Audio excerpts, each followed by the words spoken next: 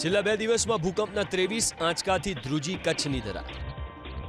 ભૂકંપના સતત આંચકાથી ભયનો માહોલ. કચ્છમાં મોટા ભૂકંપની આશંકા. 26 ડિસેમ્બર વહેલી સવારે 4:30 વાગ્યાથી આજે સવારે 9:24 સુધીમાં કચ્છમાં ભૂકંપના 23 જેટલા આંચકા અનુભવાયા. રાપર વિસ્તારમાં જ મોડી રાતથી સવાર સુધીમાં ભૂકંપના 4 આંચકા અનુભવાઈ ચૂક્યા છે. છેલ્લા 2 દિવસથી સતત અનુભવાતા ભૂકંપના આંચકાથી લોકોમાં ભયનો માહોલ. જ્યારે કચ્છ યુનિવર્સિટીના જીઓલોજિસ્ટ ડોક્ટર ગૌરવ ચૌહાણે કચ્છમાં મોટા ભૂકંપની આશંકા વ્યક્ત કરી.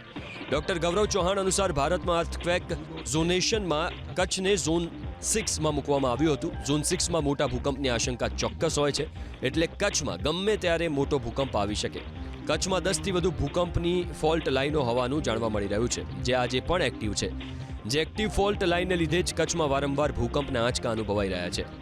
ગઈકાલે રાપરમાં સવારે 4.6ની તીવ્રતાનો આંચકો નોંધાયા બાદ આજે સવારે 9 વાગે પણ 2.5ની તીવ્રતાનો આંચકો અનુભવાયો હતો, જે બાદ 3ની તીવ્રતાનો આંચકો અનુભવાયો. ભારેથી અતિ ભારે વિનાશક ભૂકંપ આવી શકે એ વાઝોનમાં છીએ. કચ્છની અંદર આપણે જોવા જઈએ તો 10થી વધુ ફોલ્ટ લાઇન છે. જે ફોલ્ટ લાઇન બહુ જૂની, આજની તારીખમાં જીવતી ફોલ્ટ લાઇન છે. મતલબ એની ઉપરથી ઘડી ઘડી ઉર્જા નીકળે છે અને હરેક ફોલ્ટ લાઇનને જો ફ્રિકવન્સી જોવા જઈએ તો 30થી 40 વર્ષની વચમાં કચ્છ એક મોટો ભૂકંપ જોવે છે. એટલે કચ્છમાં આશંકા છે જ, અને મોટો ભૂકંપ માટે કચ્છે હંમેશા તૈયાર રહેવું પડે.